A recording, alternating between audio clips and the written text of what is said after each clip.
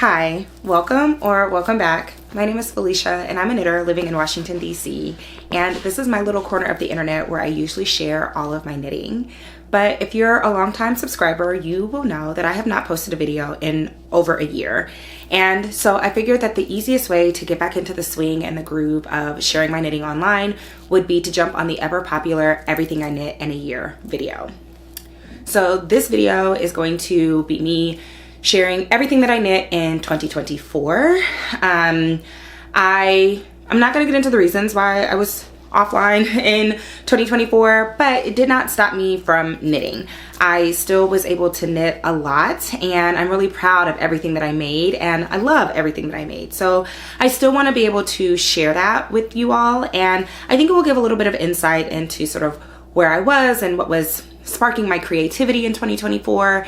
And I think we'll even give a little bit of a preview into kind of how I've been thinking about my knitting for 2025 and the projects that I'm already working on and why I'm so excited about them. I think having this little bit of context will help to guide kind of the rest of my knitting or me sharing my knitting in 2025, which I definitely intend to do, and I will talk about that in another video. But I'm really excited to share everything that I made, everything that I finished in 2024, everything that I finished in 2024. So before I get into everything, I kind of want to give some parameters so that manage expectations so that we're all on the same page about how this video is going to go. So this is not going to be a try on video. I'm just going to hold things up and show you and talk about them. I really needed this video to be low effort, and that's just sort of the easiest way for me to be able to get through that. I am gonna have my phone because I have some notes on my phone, and I'm also able to see how things are looking on camera, so I can at least make sure that you're able to see things and everything is in focus. So if you see me looking down, it is because I am looking down at my phone to make sure that I am accurately capturing everything. Thirdly, I will have the Ravelry pages for everything that I discuss linked below. Ravelry is just the easiest way for me to be able to capture the information and share it with you. It will have the yarns that I use, the yarn colors, any modifications that I made. So you should trust my Ravelry notes more than you trust anything that I am saying in this video, because those were taken contemporaneously and are accurate, and so they will be the most accurate reflection of how I actually achieved what I achieved for each project. I know that Ravelry is not accessible to everybody, so if you have problems accessing Ravelry and you have a question, let me know, type it down in the comments below, and I'll try to get the information to you in another format, another way. Otherwise, I think that's it. Hopefully the lighting is good. It is relatively overcast today, but this is the brightest that it's been here in DC for a little while, and so I'm just kind of working with things. So hopefully you'll be able to see everything and things won't be like blown out or too dark, but I'm doing the best I can with what I got, y'all. I cannot make it be any brighter than what it is, so we're working with the lighting that we have, and hopefully things will come out nice. Otherwise, I think that's all of the sort of disclaimers and preamble, and yeah, let's get into everything that I finished in 2024. So I want to start with accessories because I think it's just the easiest. I have the fewest number of them, and the details around them are pretty straightforward. So for accessories, we are gonna start with, okay. Things got all catty. Oh, okay. So we're gonna start with socks. I knit 3 pairs of socks last year. I knit finished 2 fingering weight pairs of socks and 1 DK sock. So I decided to do a summer sock study last year. I find personally that knitting socks in the summertime is just like my jam. I think it's the weight of the yarn, the size of the needles, it's incredibly portable, it's easy to travel with, and I tend to be out and about a lot more in the summertime than I am in the fall. And so I like having smaller, more compact projects to work on, and so I think that is when my sock mojo kicks in the most, is in the summertime. And so I did a summer sock study because I wanted to figure out my magic sock numbers.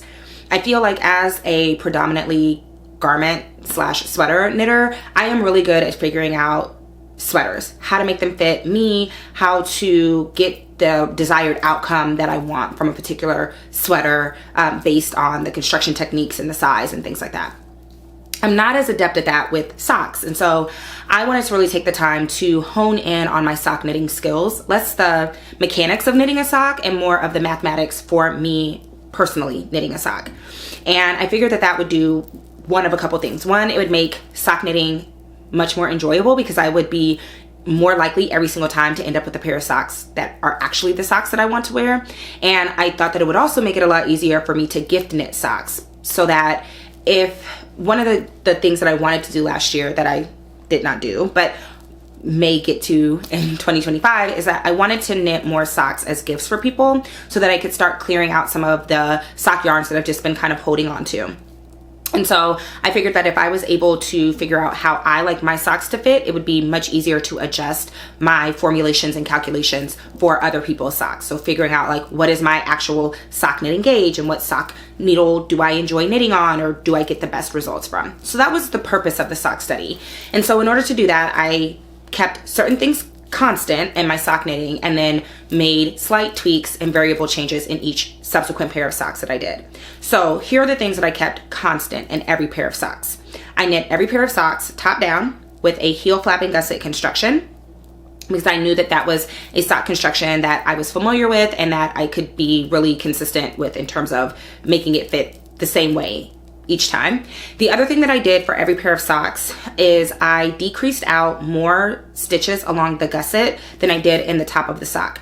And that is because I personally have a little bit of a narrow foot, and so I wanted to make sure that I got the most snug fit in through my arch and instep. And so the way that I do that is I decrease out about 4 stitches from my original cast on number through the foot of the sock. And I use that to sort of make up for that difference and kind of bring the sock in a little bit more snugly. So those things held consistent. I also, for the fingering weight socks, used the exact same type of yarn. So I used an 80-20 yarn for both pairs of socks, because I know that 80-20 versus 75-25 or merino versus targi versus other types of wool types can also make a difference in how your socks fit. And so I wanted to hold some things pretty consistent so that I could kind of figure out what that was going to look like for me. So the very first pair of socks that I cast on were these socks, and this is knit in Hue Loco. It's a Christmas colorway. I think it was called The Joy of Christmas or something along those lines. And this is from, I believe it was from 2020, possibly 2021. It was a sock set that they came out with, and I love these colors. It's like creamy taupe with like a burgundy plum color, a pretty almost pink color, and then it came with this green contrast color that I used in the heels. So for this, I did a German twisted cast on.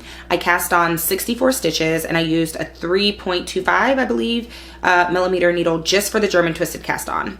Then for the cuff, I knit 20 rounds of ribbing using a 2.75 millimeter needle, and I knit the rest of the sock on a 2.5 millimeter needle.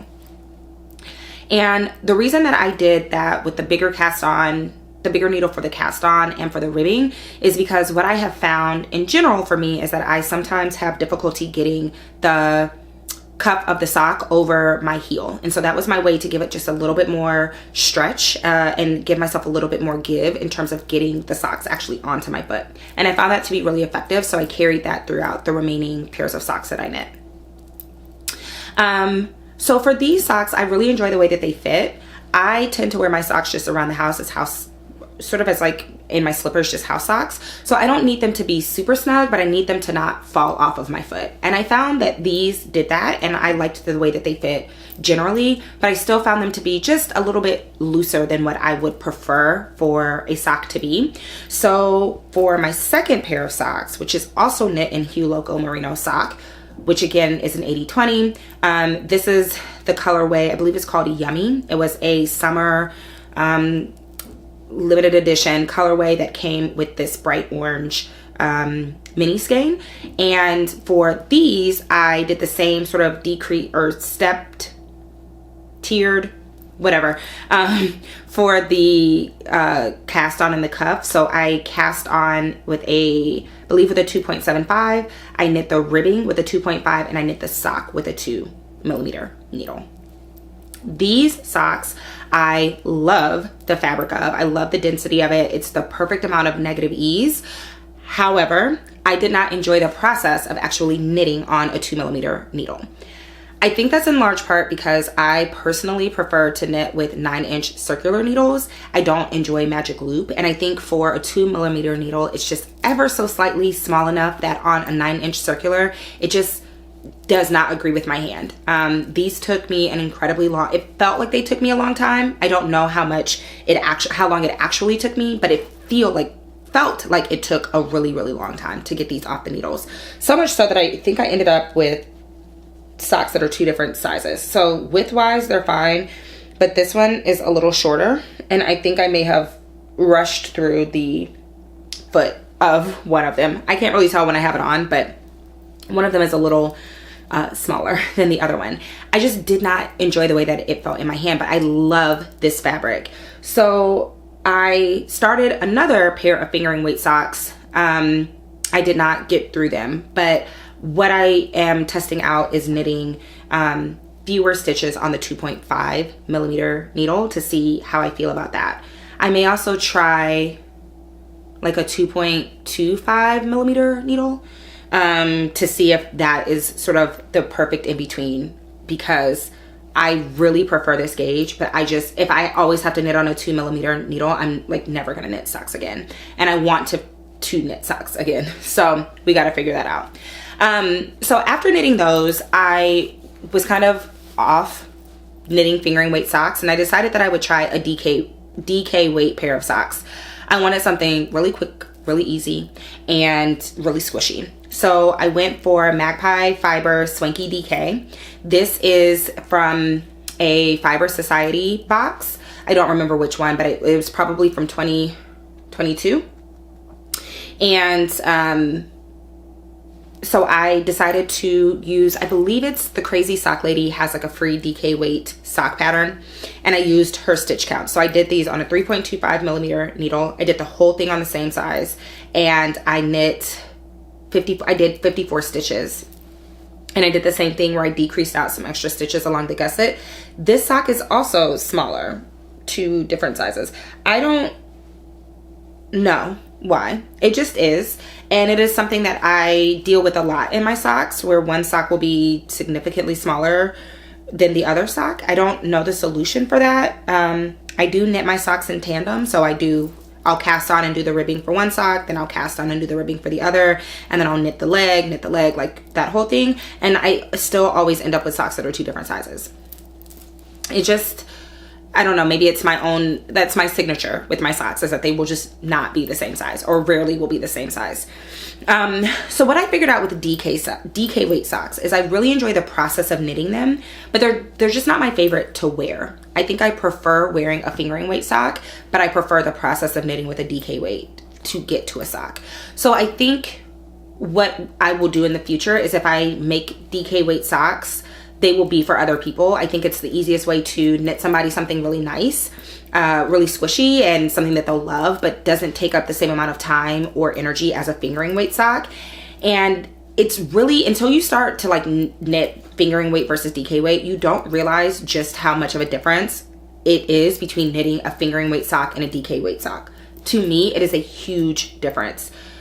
It almost, if you're a sweater knitter, for me, the most analogous would be like switching between a fingering weight sweater and then knitting a worsted weight sweater. It was that drastic of a difference to me. It just felt completely different. My hands felt clunky. Like, I don't know. It was very, very different. But I did prefer sort of the speed of this, and also that I used up basically an entire skein.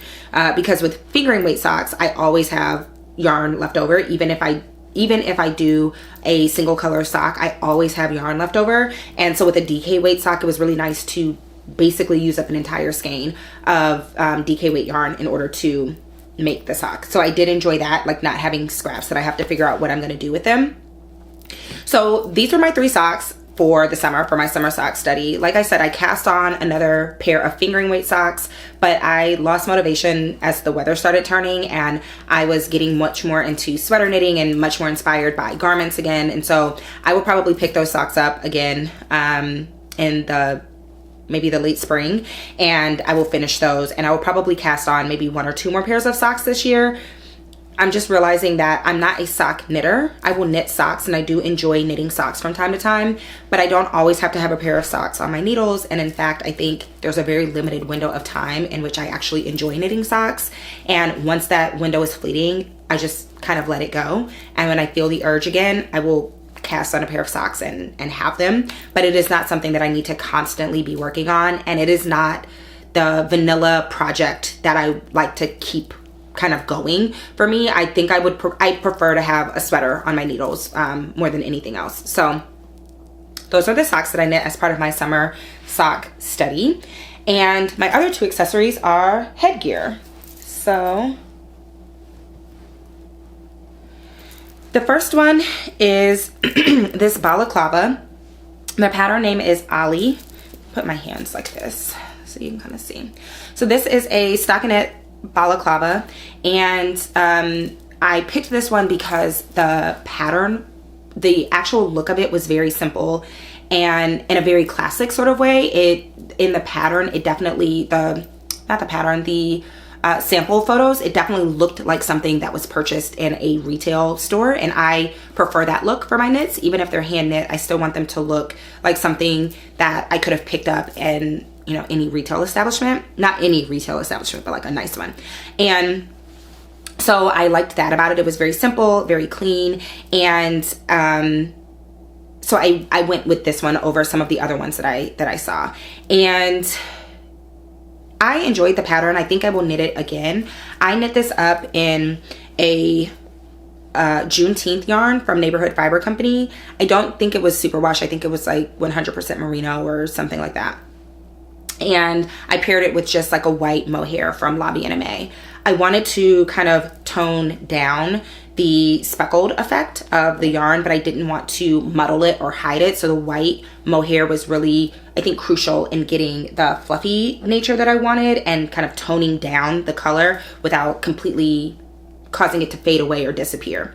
I had picked up a full sweater's quantity or close to sweater's quantity of that yarn before I realized that I just don't wear garments that are knit with variegated and speckled yarn. That's just not how I dress. And so I am less inclined to knit garments that use that yarn because I want to knit things that I'm actually going to wear. And so I decided to take one of the skeins and make this. What I will say in terms of construction is it's a super simple construction. You start with this panel right here. You knit that panel flat, you pick up stitches, and then you knit back and forth flat, and you knit the length that you need. You cast on a couple of stitches, join in the round, knit however long you want it to be, add a ribbing, and then you pick up the stitches around the face. And you, for this particular one, you just knit stockinette a few rounds, and then you fold it over and sew it down. And that's how you get these really nice clean edges. And then you create an I-cord. I think if I were to make this again in the future, I would make a bigger size. I think I made the second biggest size, and I definitely would make the largest size. Because I have a big head and I have curly hair and I have a lot of it. And this is just honestly the easiest sort of head accessory for me to put on is a balaclava like this. So I definitely want to make more of these. I would love to make them in really fun colors to really pop off of my winter coat. But this one looks really good against my winter coat because my coat is like a hunter forest green type of color, and then it has blue sleeves. So this is just a nice fun pop of color without being too loud or too bright. But I would love to have an option that is much more neon or stands out a lot more. In terms of the pattern, I believe that the pattern designer is maybe a native French speaker. And so when the pattern was translated from French into English, I think there were some things that made it go a little cattywampus in some places. And so it is a simple enough construction that I think you'll be able to pick up on how to kind of adjust those things. But there were a couple times where I was like, I don't think this makes complete sense. I got through it. Balaclavas are not super difficult to make or to knit, so it wasn't hard to figure out how to make those corrections. But overall, I think it was an excellent pattern, and I will definitely be knitting more balaclavas. I don't know if they're on trend. I don't know what's happening. I am super tapped out of like the knitting Instagram and online community, so I don't know what people are making. I don't know what people like, but I personally really like balaclavas. I think they are you know, black girl natural hair, curly girl friendly, and so I will continue to be making them because I enjoy a good balaclava. The second accessory that I made is actually the Oslo hat mohair edition by Petite Knit. So I knit this out of Verse yarns, and I picked up the yarn at a like auxiliary event for Maryland Sheep and Wool. And I went there with my mom, and I was on a very strict no buy. It was like, I'm not buying yarn. I'm trying to use up what I have at home. And I learned that the dyer behind Verse Yarns went to my undergrad, and I love supporting my fellow HBCU alums, especially if they went to FAMU. So I picked up this Oslo hat kit, and I'm so glad that I did. First of all, it's really difficult to see on camera, but this yarn is impeccably dyed. It is tonal, so it's not a full solid, but it's perfectly tonal. Like, it doesn't have big splotches of color. It's even in its tonality, which I think can oftentimes be hard to achieve. And the yarn also has like a gold stellina in it. And then the mohair was like the perfect pairing. And this to me just looks like something that I picked up at Aritzia or, you know, a nice retailer. Like, this looks like a hat that people would pay, you know, 50 or 60 bucks for. It is gorgeous. Part of that is the pattern itself. I think one of the things that people are attracted to when it comes to Petite Knit is her attention to detail. And so even when you're looking at this and the way that you know, prepare to do this doubled over brim and how seamless it is and what it looks like on the inside, like all of those details I think really do matter to people. And for me, I think the yarn and the pattern combination is just perfection. However, I have never worn this. I don't wear hats. Again, it's the hair thing. It's just way more effort. It's just way more effort than what it's worth for me to put on a hat. So that part of this really sucks, but I love this hat. It is a pattern that I would knit again, especially for a gift knit for someone, because when I give gifts to people, I do want it to look like something that they could have purchased, and then be able to say, you know, my friend hand knit this for me or whatever. So it's a pattern that I will definitely revisit. I struggled severely with the gauge on this pattern. I originally cast on for the adult medium, and it was way too big, way too big. So I took a really quick and dirty gauge measurement and decided that I needed to cast on for the youth large. So I knit the youth large, but I achieved the adult medium size. And so what I did is I used the stitch count for the youth medium. I knit to the length for the adult medium, and then I used the decrease for the youth large. Hopefully all of that made sense and I did not confuse myself and everyone else. But I think it turned out really nice, and like I said, I will probably knit more Oslo hats. Not for me, unless something changes and I like pick up a different hairstyle or something. But even when I have, you know, like braids or something else, I still just don't gravitate towards hats like this. Maybe I will this year, but who knows. So those are all of the accessories that I knit in 2024. And now we can start to talk about the sweaters that I knit in 2024. I finished 8 sweaters in 2024, and I was super proud of that, in large part because 4 of the sweaters were sweaters that I were lingering whips from 2023, and I had huge mental blocks over getting them done, and it was difficult for me to get sort of going with knitting in 2024. So I was just so proud that I was able to get anything off my needles, especially the things that had sort of just been sitting there and been a little bit of a creative block for me for a large portion of the year. The very first sweater that I cast off in 2024 was my Oslo sweater. This is a pattern by Petite Knit. I had cast this on in 2023 with the hopes that this would be my holiday sweater. And it ended up being a holiday sweater, just not in 2023. But I knit this with one strand of Heritage sock yarn from Cascade, which is just an 80-20 or 75-25 superwash and nylon yarn, commercial yarn. It was black, and I held it with a navy mohair and mostly two strands of silver sequence yarn. This inside pop of color is just a magpie fiber yarn that I had some extra of. I think it was like a Fiber Society color, and I wanted it as just a little pop of color on the inside, just a little peekaboo. And also, I'm not particularly sensitive to mohair, but I didn't want mohair just like right up against my neck. So this was a way, because it is designed with a folded over collar, this was a way for me to do that folded over collar and not have the mohair just like right up against my neck.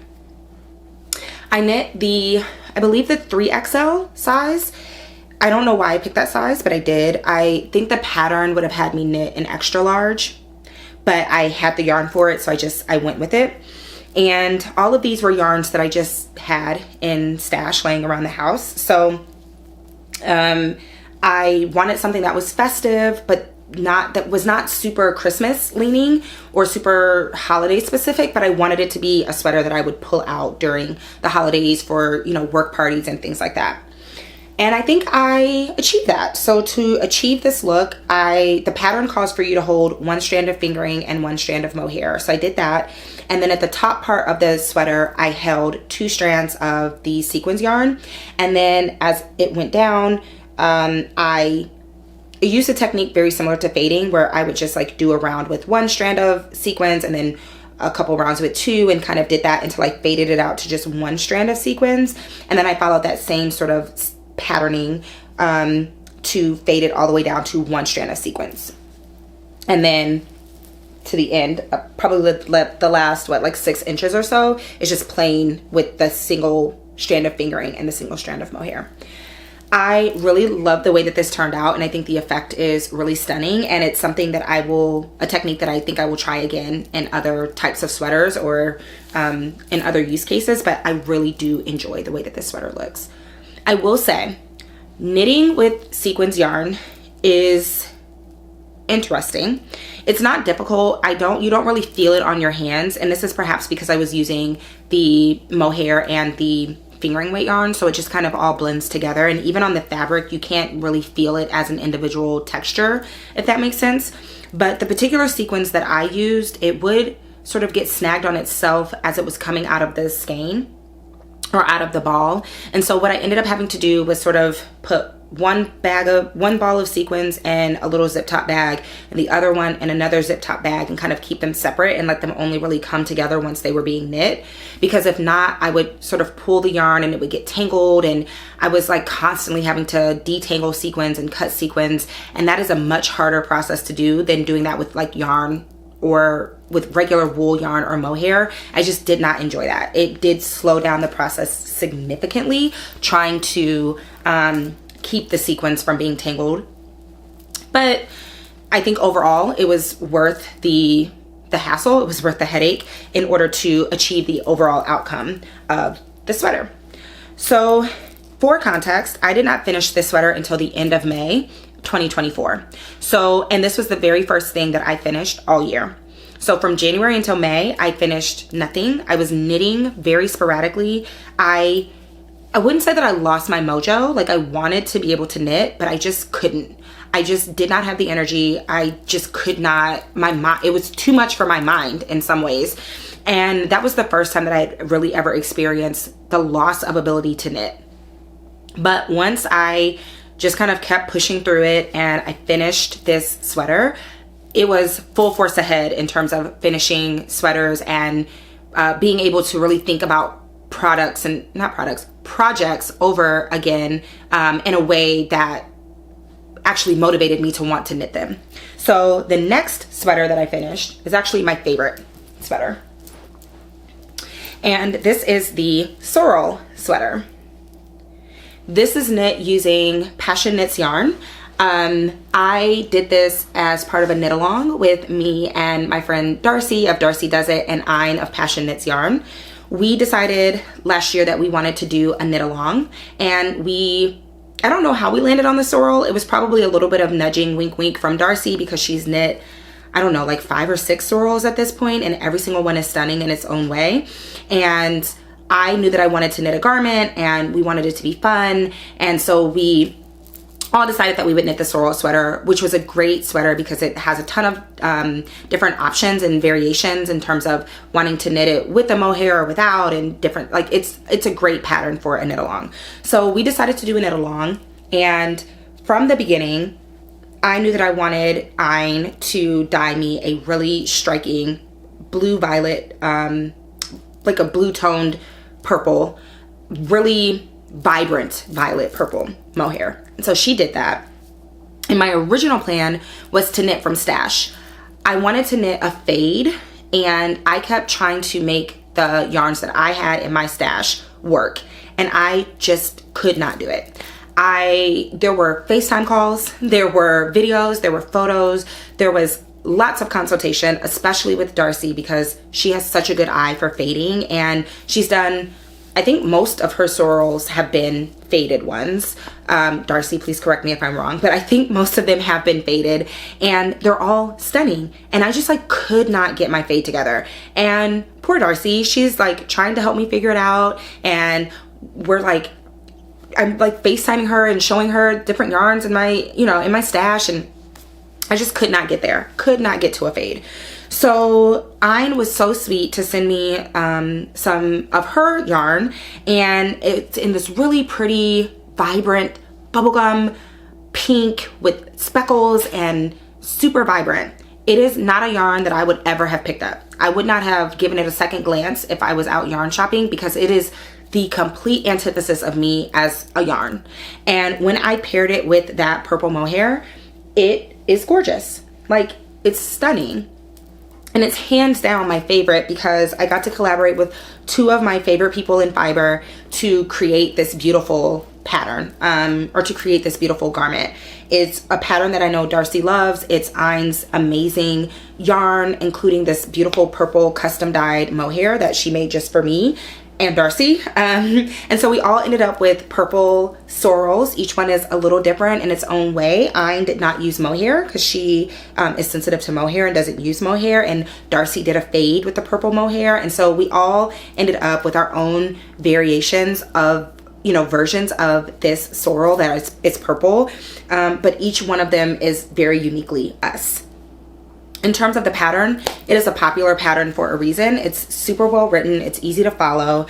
I think I knit the 3rd or the 4th size on the recommended needles. I didn't do any modifications. Well, I cropped it. I'm sure I cropped it because I crop everything. I have a remarkably short torso for my height, so I did crop it, I'm sure. And then on the sleeves, I did a 3/4 sleeve with no shaping. And I think that was in large part because I was just ready to be done. And I did not want to belabor finishing this up. So I just knit 3/4 sleeve, did no shaping, and called it a day. So this is my sorrel, and I love it. I love this sweater so much. It's so gorgeous.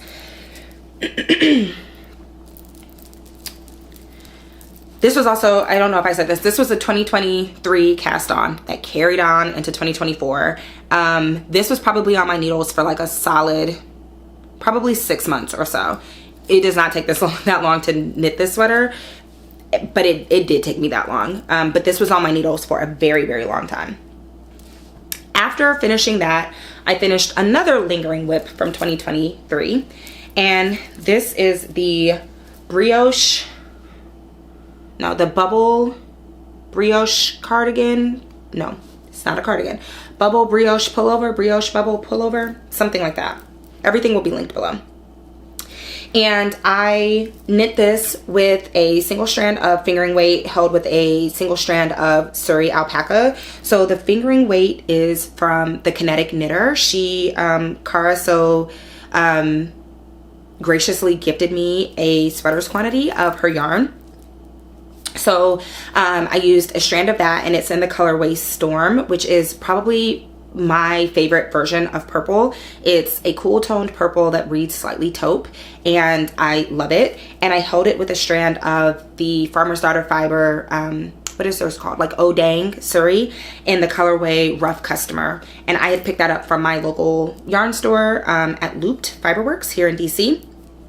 Fished it out of a clearance bin, and I was seriously concerned that I was going to be playing yarn chicken both with the Surrey and with the fingering weight, because Brioche is notoriously yarn hungry. But I ended up having about half a skein of each one left over, so it ended up all working out just fine. I did crop the sweater again, because I crop everything.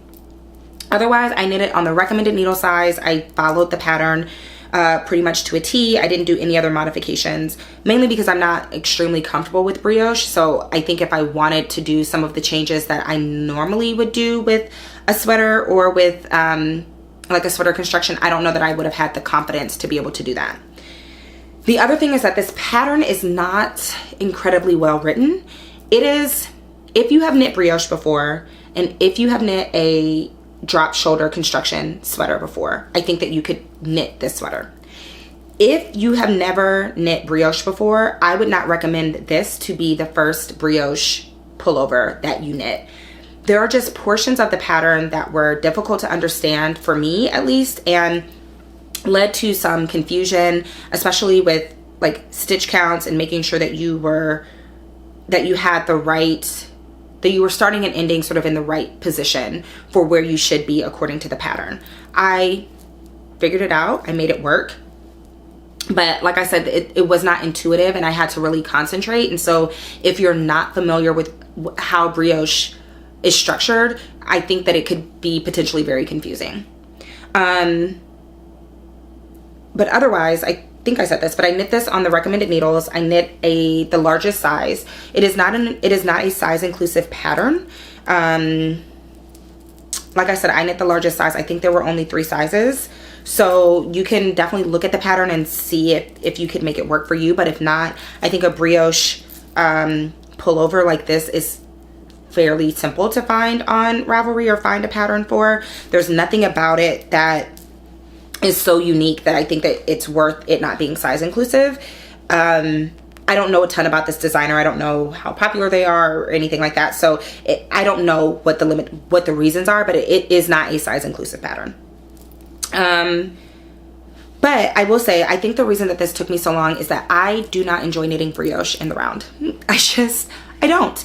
And it's not any different than knitting like 2-color brioche, because you have a brioche purl round and a brioche knit round. But for whatever reason, knitting 1-color brioche in the round is so tedious, and it felt like it took forever. It felt like it took so long to get done, and I just did not enjoy the process of doing that. Like I don't know. I did not have a good time, and it was growing so incredibly slowly. It took me probably a month to knit the sleeves, because I felt like I would knit a sleeve for an hour and I would barely have an inch. And even with it being drop shoulder, you still want it to grow, and you want it to grow quickly. And even with something like a sleeve, you're like, okay, there's only 50, 60 stitches or whatever it is on the sleeves. I don't know, I'm making up this number, but you have the expectation that after an hour, you're gonna have a significant amount of progress on your sleeve, and you've knit like this much. I did not enjoy it. Will I knit a brioche pullover again? Probably. Will I knit this particular pattern of brioche pullover again? Probably, because I have it in my pattern library, but I think it's going to take me a little bit of getting over in order to be ready to jump back into knitting brioche again, because it was rough, y'all. Like it was rough getting through this, but I got through it. And after I finished it, I had these 3 knits stacked on top of each other like this, and I was looking at this navy and this vibrant purple and this soft gray purple together, and I was so inspired by this color story, so incredibly inspired by this color story. And I had another whip that was also sitting with it, and I just kept staring at it and being like, I want to cast something on with that color story, but I needed to be something simple. I needed to be something quick, but I want it to incorporate all of these colors and like tie these knits together. And so I also did not want to buy yarn to do it. So I went into my yarn stash and I have a lot of Cascade 220 Sport. That is hands down my favorite yarn. I have not tried the Cascade 220, which I believe is a worsted weight. I have not tried that one. I believe I would love it just the same. But the Cascade 220 Sport, I have a lot of it. I, over the years, have picked it up for various projects to do color work projects and things like that, and haven't always ended up completing those projects or using it for that. So I had a lot of it. And I went and I was like digging around in the colors, and I put together a color palette and decided to cast on the Celeste pullover by Petite Knit. So this pullover in the sample is knit in like a creamy beige type of color with like browns, very Petite Knit color pattern, and it's knit with a lot of positive ease. And I wanted to knit with the same sort of color pattern, color palette that I had been staring at for, you know, the past few months. But I also wanted it to be a little bit more fitted. I didn't want it to have as much positive ease. So I think I knit the extra large, or maybe I knit the large. But I knit down a size from what was recommended for me, for my bust measurement. So it's still oversized, but it's not as oversized as, or it still has positive ease, but it's not oversized like in the sample. And I tried to pull out the colors that I was looking at. So you see this kind of vibrant purple, magenta. I went with magenta because I felt like that just kind of stood out a little bit better against the navy. But you can see I used that vibrant magenta from my Sorel, and then I wanted the sort of icier tones from my Brioche. And then I pulled in just a little bit of contrast color right here in this motif. I know that the pattern did not call for that. And I also cannot remember if the pattern is a 3-color pattern or a 4-color pattern. But when it comes to color work, I feel like you can use as many or as few colors as you want. The pattern is honestly just a suggestion. So I don't remember how the pattern is written, but this was the color work pattern that I sort of came up with, or color work combination that I came up with. And I love this sweater. First of all, the Cascade 220 Sport is such a good yarn. It is so soft, it's so squishy. Your stitches are gonna be so even. It blocks beautifully. It does color work beautifully, as you can see.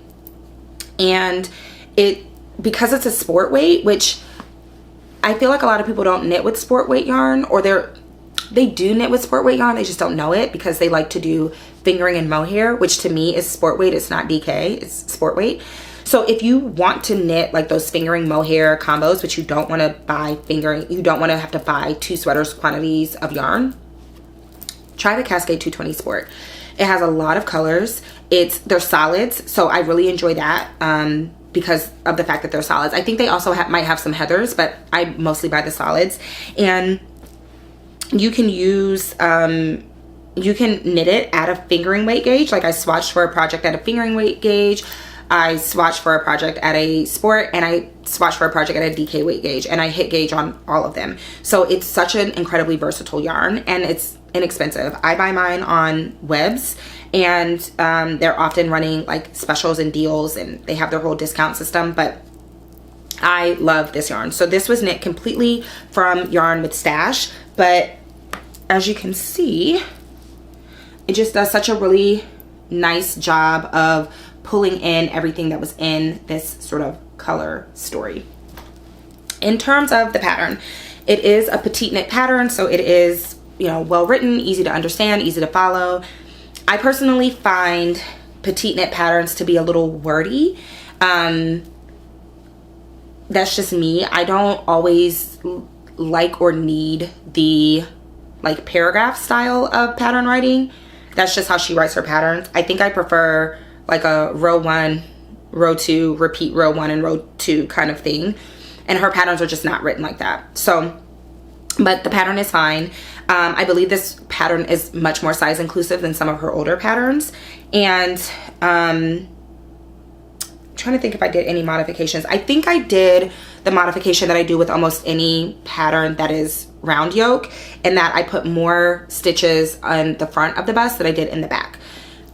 I do this because I have, my full bust is much smaller than my upper bust and lower bust. So for some people, their full bust, upper bust, lower bust are relatively or within an inch or two of each other. I have a large differential between my upper bust and my full bust, and between my lower bust and my full bust. So usually when I'm knitting a round yoke pattern, I will choose a bust, I will choose a size for my upper bust. Usually I will choose a size for my upper bust, and then instead of doing bust starts, which I find look the best and are the best if you're doing a negative to neutral ease sweater. But if I'm doing a sweater with positive ease, what I will do is I will choose that patterning for that size for my upper bust, maybe including the amount of ease that I want. And then I will put more stitches on the front of the body than on the back when I split for sleeves.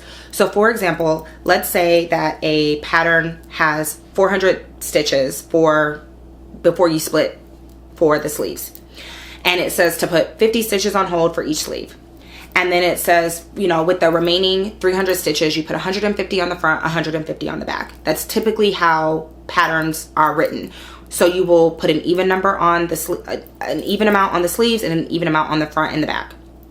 What I will do is I will obviously do the same number for the sleeves usually. And then I will take somewhere between 10 and 12 stitches. It just sort of depends on my gauge. But I will take about 10 of those stitches and move them to the front. So instead of doing 150 on the front and the back, I do 160 on the front and 140 on the back. So my body count stays the same, but I have a few more stitches in the front. And then for the sleeves, depending on how much and where I am splitting for the sleeves, if I need a lot more adjustment, then I will just cast on a few more stitches under the arm and then decrease them out pretty rapidly. Or I will, sometimes I will add the stitches for the next size up and then decrease out pretty rapidly to the stitch count for whatever size I'm doing for my upper bust, so that I don't end up with a bunch of extra fabric, but it gives me just a little bit more cushion around the widest part of my bust. Hopefully all of that made sense, but that is something that I typically do for all of my sweaters, and happy to go more in depth on that in like a separate video if that's of interest to people, of how I make adjustments for my body type, which is someone who is busty, but not like my bust size is not my full width, if that makes sense. Anyway, the other thing that I did for this sweater is, so in this sweater, the beginning of round is right down the center back of the sweater. And I was worried about having that weird like jog.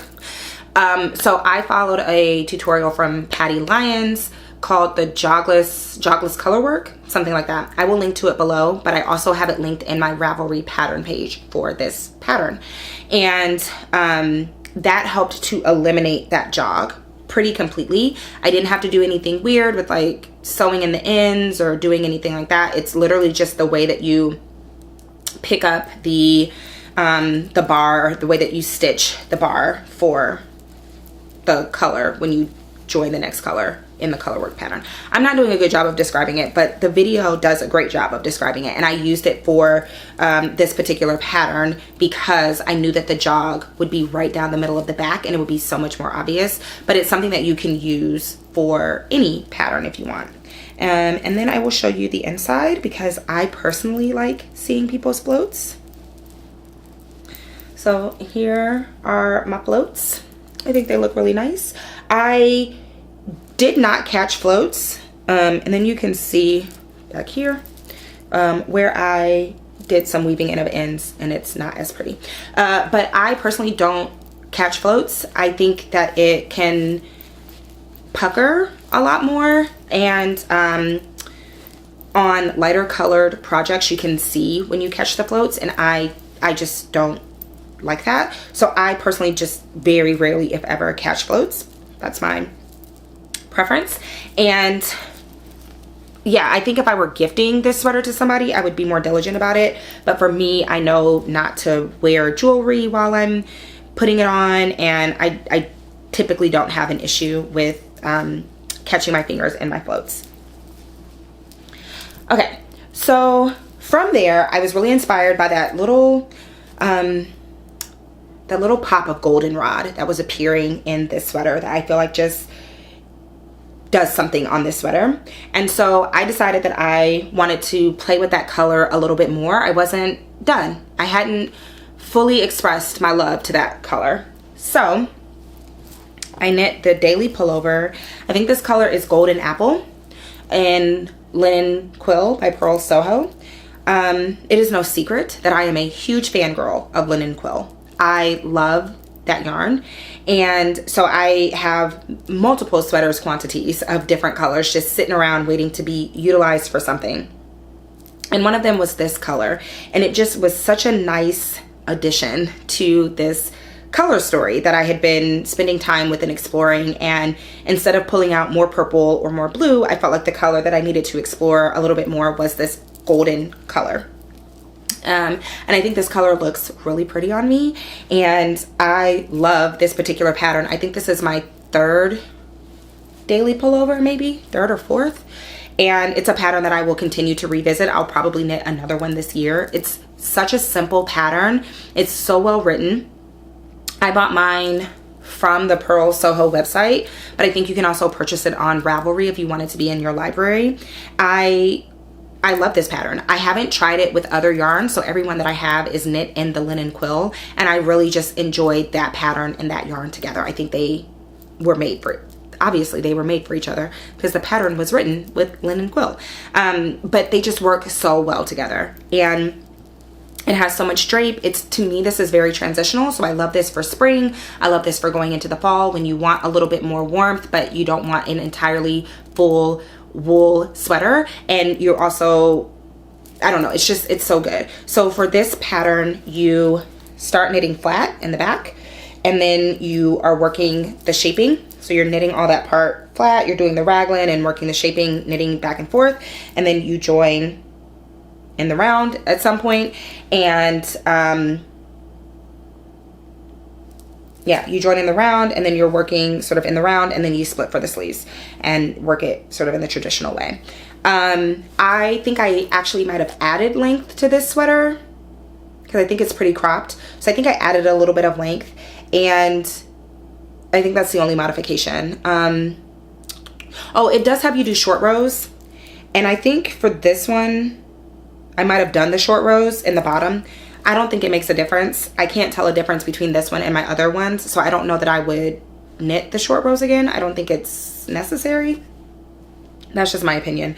But try it out and see how you feel about it. I knit it on the recommended needles. I think I knit the size large, or I don't know if they do by sizes, but I knit the 49, either the 45 or the 49 inch bust. Raglans are a little bit more difficult for me in terms of sizing because it is a lot harder to kind of fudge the sleeve separation piece that I do for like round yokes. But the way that you can get around that with a raglan is you can do the raglan for the smaller size, and then you can, unless it has some sort of like pattern repeat that you need to be aware of, then you can just cast on the additional stitches to go up to the size that's more accommodating to your bust. So that's a workaround for that. I did not do that for this particular pattern, like this particular sweater, but it is something that I will explore the next time that I cast on a daily pullover. The other thing that I will do the next time that I knit this pattern is I think I will knit it on one size smaller of a needle.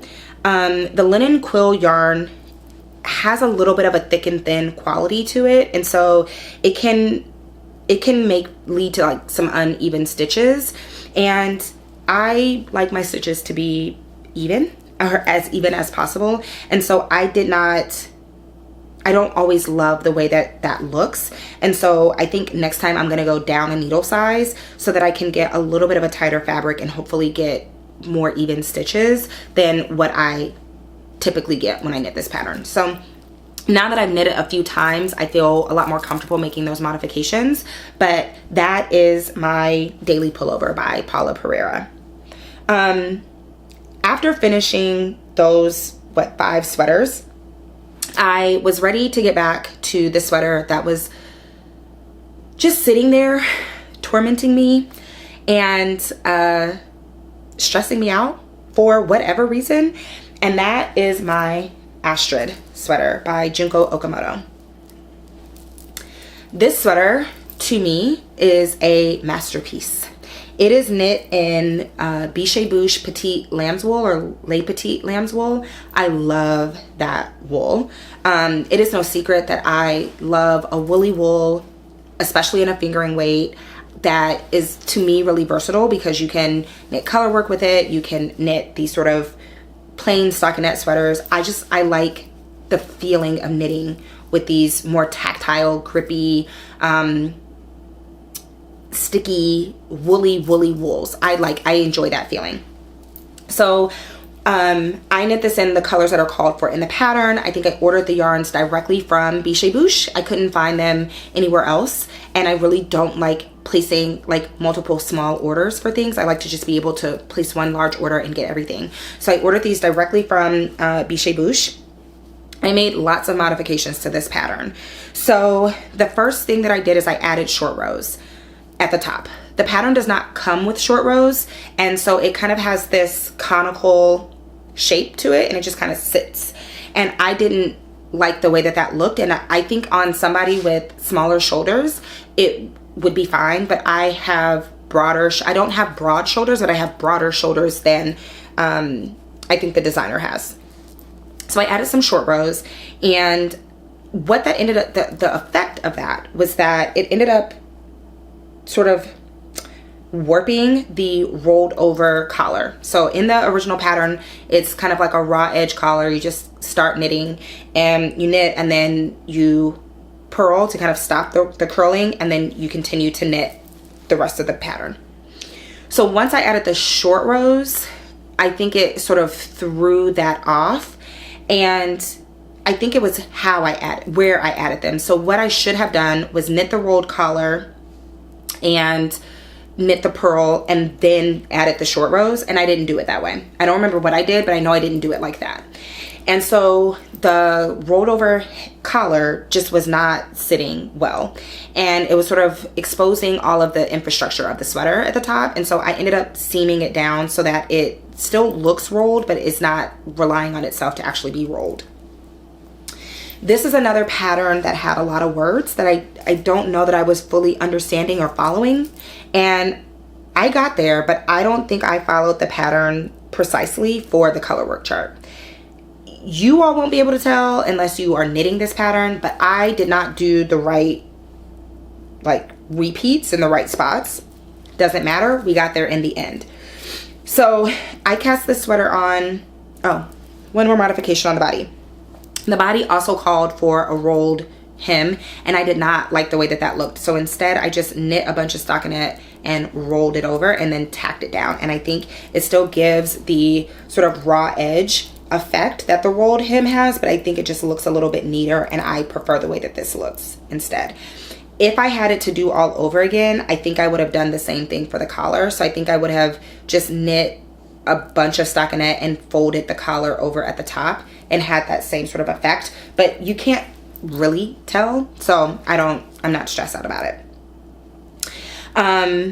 So I cast this on in January of 2023.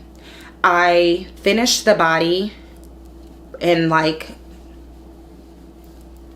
don't know, maybe 2-3 months, and then it sat untouched until I think June or July of 2024. So it sat for over a year. The body was completely done. I just needed to do the sleeves.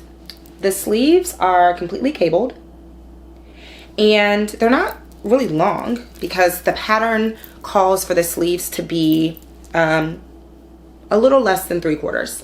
So they're not super long. I just could not wrap my mind around knitting these cabled sleeves. I think that I looked at the chart, I read the pattern, and I decided that it was too much. I was like, I'm not doing that, it's too much.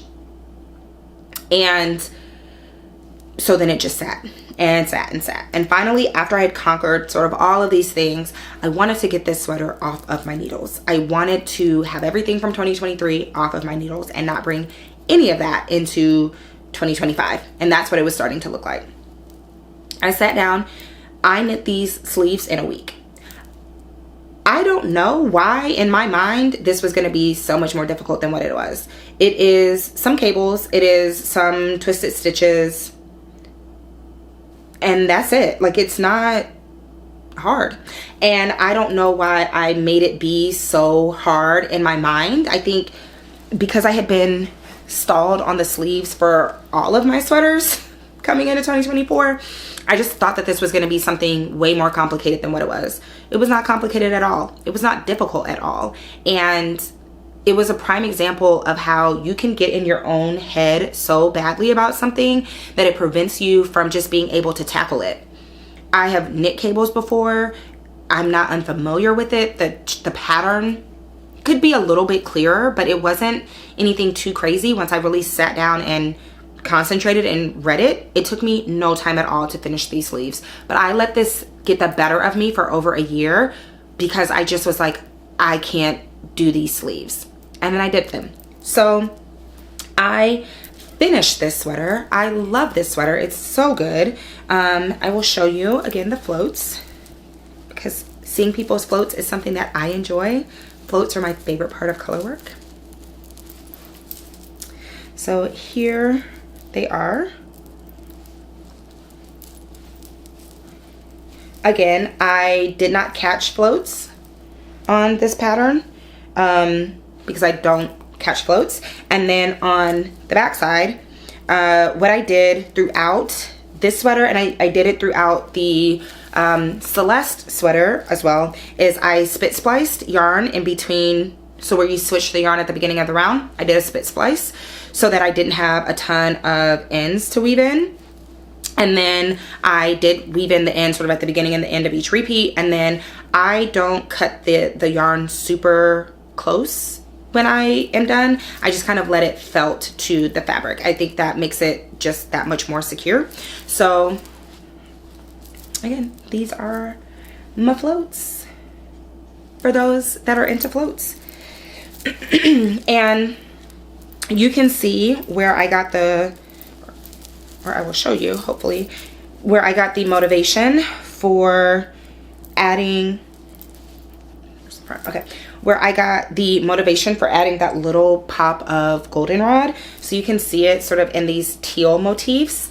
And I think that's a fairly common thing in Fair Isle, is to have these sort of pops of color throughout the center of a motif. And so I really enjoyed that. And I wanted to carry that through into the Celeste. And then again, I pulled out that color because it was just such a fun, vibrant color that was unique and just really speaking to me and standing out. And so I wanted to, like I said, play with it a little bit more, explore it.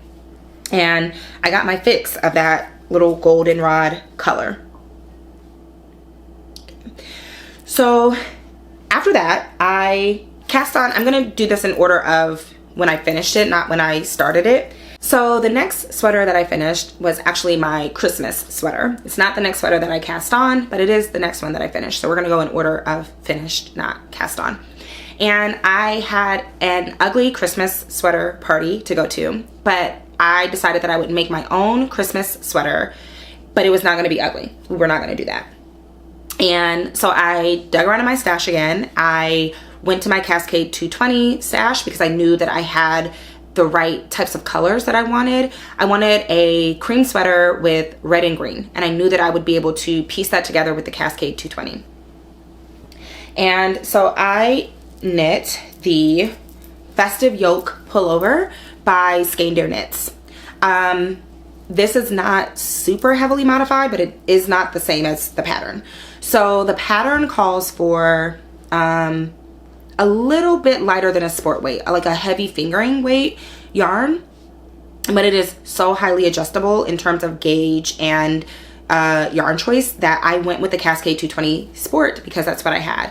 I knit it with this natural color. I think it's just called Natural.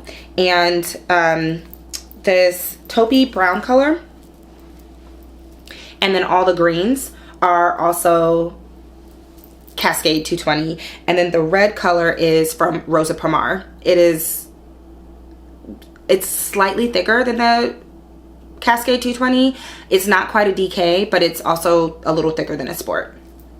And I actually really like that because it makes the red pop out even more, which was not what I was initially going for, but is a very Bob Ross happy accident type of situation. So when I first started the sweater, I was not planning to incorporate the red, and I just was gonna do the teal, the tan sort of taupe color and the greens. And I made it through the first repeat and realized that I needed the pop of red. Like I was like, it's gonna be too earth tone, too brown, and not festive enough without the red. So then I pulled in the Rosa Pomar color, and I think that was the right choice. So for this sweater, you choose the different motifs that you want to use. You can knit it as a yoke, you can knit it as a all over color work, and I decided to do just the yoke. And this part of the pattern is as sort of written in one of the initial charts, but I switched out the reindeer at the bottom for a different set of reindeer because I wanted it to be a little bit more whimsical, and the reindeer that were in the version that in the original chart for the pattern were not as whimsical as what I would have wanted. The pattern is also written to be two colors, so a main color, and then you do all of the color work in a contrasting color. And I decided that I wanted to obviously make it multicolored and kind of do the same thing with the Fair Isle motif, where you have sort of strips and ribbons and blocks of color. So in each of these stars, it might be difficult to see, but in each of the stars, they're all three shades of green. So they start with the more vibrant green and work into this really deep, rich forest green, and then work back out from there. And then each of these motifs is the red, obviously, other than the first one. I think it ended up working out, and I like the way that it looks. If I had thought about it a little bit more, I probably would have done the red here, but I think that starting and stopping the motif with this color, actually the yoke with these two colors actually ended up working and balancing out the sweater really well. Again, happy accident, because I was literally like designing this on the needles and starting and stopping and pulling things out and figuring it out. The other thing that I did, because this is a two color pattern, is that for these sort of sections right here, so where this tree section is, I added this lighter green into the yoke as well. So there are some rows that are 3 color rows. And in the Christmas tree especially, it puckered. And that is because I did not have my tension under control. And as loose as I thought I needed it to be, it needed to be even looser. So I ended up getting some puckering. It's fine. I am a perfectionist about my color work, but I did not have the time to rip it out. And it does bother me. Yeah, I'm gonna be honest with you, it bothers me. It just does. I know that people can't tell. I can tell. And it bothers me. And that's my prerogative. I still love this sweater. For the dark green, I did hold it with 2 strands of gold sequins, the same sequins brand that I used in my Oslo sweater. I have some plain gold, and I used that as well to, again, add a festive pop. And so what it ends up doing is I didn't want just the Christmas trees to be sequins because I thought that that was gonna look weird, and so it ends up bringing the sequins into the whole of the yoke, where it just stands out a little bit more against the Christmas trees. And then after I knit the body, I realized that it looked a little incomplete to not have anything at the bottom, and so I decided to knit to bring this red part down to the bottom. I thought about putting it on the sleeves, but I actually quite like that it's not on the sleeves. Yeah, I enjoy that it's not on the sleeves. When I wore it to the party, I had a little Rudolph. He was back here. I took some red sequins DMC embroidery floss and duplicate stitched a little red nose so that I had a Rudolph. And unfortunately, throughout the night at the party, Rudolph lost his nose. So I will add the nose back before my next Christmas party. I think I might actually even move the Rudolph so that every time I wear it, Rudolph is in a different place, but I've got to figure out a way to get the DMC floss to be thick enough, but also to actually stick and stay and not come loose, because it's a little bit more grippy and not grippy. It's a little bit less grippy and more slippery than the normal DMC cotton floss. So it doesn't really like grab or adhere to the fabric. So I've got to figure out a way to make it stick a little bit better. But otherwise, I love this sweater. I don't remember what size I knit. I think I probably knit the 3rd or 4th size. The pattern calls for 0 to maybe 2 inches of ease, but I knit with about 4 to 6 inches of positive ease because I didn't want it to fit that tight. I wanted it again to be much more casual than the pattern originally is designed to be. Well, the pattern is designed to be casual, but then the fit, I think of less ease as being just a little bit more formal. Formal is not the right word. A little bit less casual, and I wanted it to be extremely casual. It was a casual party that I was going to. So yeah, I did the same thing that I did with my Celeste in terms of adding more stitches to the front than I did to the back, although it was not quite as necessary for this sweater because of the amount of ease, but I didn't want it to be super billowy in the back, so I still did that. And otherwise, I love it. I think I will knit another one, probably again out of Cascade 220. I would love to do one that is like all over color work, or do one that is actually 2 colors. There are a couple that I've seen that are really pretty that are red. I saw one that was like red and green, and I thought that was really pretty, and I would like to figure out how to make that work. So we'll see. I will probably knit another one. I don't know if it will be next year or not, but I will probably knit another one just to have one that's more fun, and I will try to make it be something completely different than that one. So that brings me to my 7th and that brings me to my 8th and final sweater of 2024, and that is the Tulip Guernsey by Midori Hirose.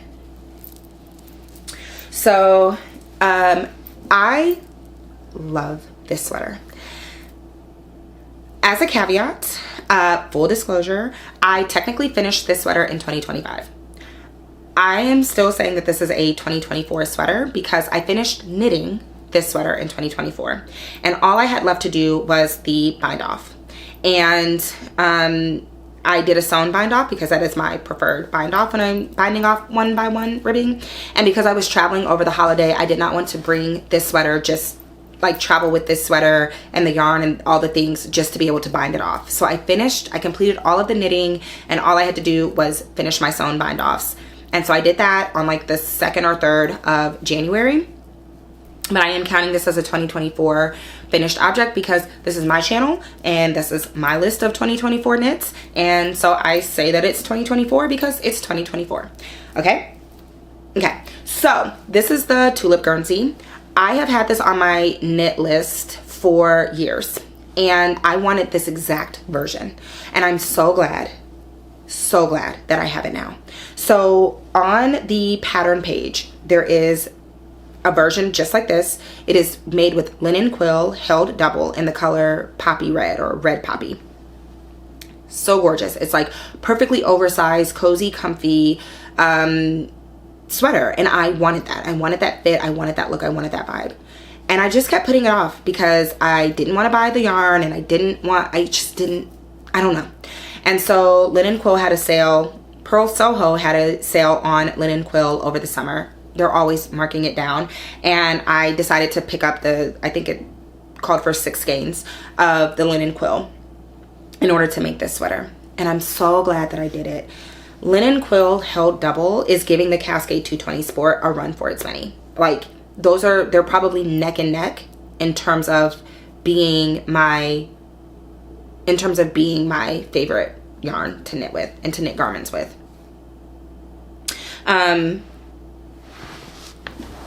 Sorry. Okay. So this is, like I said, Linen Quill held double.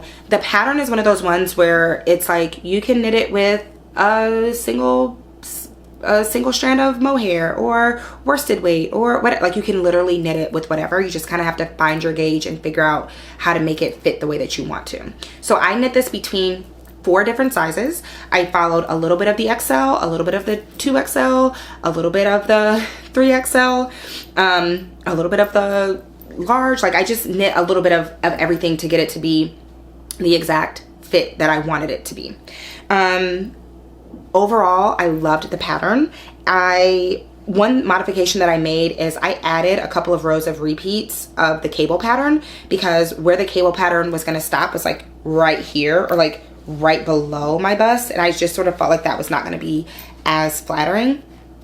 So instead I extended it down just a little bit so that it would land in a slightly more flattering spot, and otherwise I didn't make any modifications. I did have to go up, I believe, 2 needle sizes. When I first knitted on the recommended needle size for this yarn, it was too small and I didn't like the way that it looked. So I went up a couple needle sizes and I got the perfect drape and the perfect fitting sweater. It is not cropped per se, and I think that like oversized and cropped is a look, but not a flattering look for me. So I did not crop it. I knit it and just kept trying it on until I thought that it landed in the perfect spot, and then I added the ribbing and bound it off. And I love this. It's so cozy, but it's like such a great take on a cozy oversized sweater. I would love to knit this again in just a cream wool and cotton blend, something like I think Knitting for Olive has cotton merino or something like that. I would love to knit it in something with that composition as more of a like heavier winter sweater. This to me is a little bit more fall, and I would like it to be just a little bit heavier or more structured, more stiff maybe is what I'm looking for. And I think the cotton merino would lend to it having that sort of structure. Otherwise, 10 out of 10, highly recommend the pattern.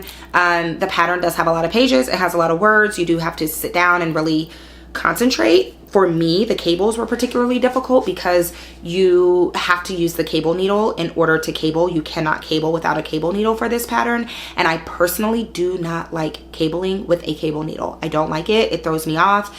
I don't know if it's because I'm a continental knitter or what, but I just don't enjoy the process of knitting with a cable needle, knitting cables with a cable needle. But you have to do that in order to knit these cables. There's no way around it. And so I did not enjoy that part of the process, and it was a little tedious, and it made this part stretch out way more than I think that it would have otherwise. And part of that was mental, because like I said, it's a mental thing that I have with knitting cables with the cable needle. So other than that, the pattern was great, the yarn combination is great, and I want to explore knitting more things with linen quill held double. I know that they used to have like a worsted weight linen quill, or maybe it was a DK weight or something like that, and they discontinued it. And so Pearl Soho, if you're watching, please bring that back. I would gladly buy it. But I will be exploring holding linen quill double in the future because I really enjoy the fabric that this makes. Even more so than I enjoy regular linen quill by itself, and almost as much as I enjoy my Cascade 220 Sport. So with that, that is everything that I completed in 2024. I had lots of starts and stops in 2024, projects that I ended up frogging because they just weren't working out. I am a firm believer in ripping things out if it doesn't work for you. I did have one project that I carried over from 2024 into 2025. It will be a long-term whip. I will share more about that in another video on my channel. And I have since cast on two projects for 2025 that I am working on sort of back and forth. And so I'm well into the swing and the groove of knitting for 2025, and I'm loving every minute of it. And I think a large part of it is because of the things that I was able to complete in 2024. I was able to play with color and stumble upon a color palette and do these little side quests where I'm exploring a different color or a texture or a pattern or a yarn, and really just kind of sitting with that. And so that is something that I am doing much more of in 2025. And again, I will talk more about that in a different video, but I'm just so excited for everything that I was able to complete in 2024. I'm really looking forward to having a yummy, scrumptious stack of knits for 2025. Roughly this size, I think, just based on the types of projects that I'm working on and the ideas that I have for the types of projects that I want to knit. But overall, I love this really eclectic, really fun, vibrant, colorful stack of knits that represents so many things for 2024. Not all of them are great things, but in the end, they all turned out to be things that made me who I am and the person that is sitting in front of you today. And I'm really grateful for that. So I hope that you had a wonderful 2024 and that you were able to knit to your heart's desire. I would love to hear from you all what your favorite knit that you had in 2024 was. If it was about the yarn or the pattern or the combination of yarn and pattern, if it was the color, like what it was about that thing that you really loved that made it one of your favorite knits. I want to hear about patterns you're excited for in 2025 or things that you're excited to cast on in 2025. And I'm looking forward to seeing more of you here in this little space as I start to re-enter the sphere of sharing my knitting online. I'm really excited to show you what I'm working on and talk through what I want to do next. So hopefully you enjoyed this video. Can't wait to see more of you. But until then, bye.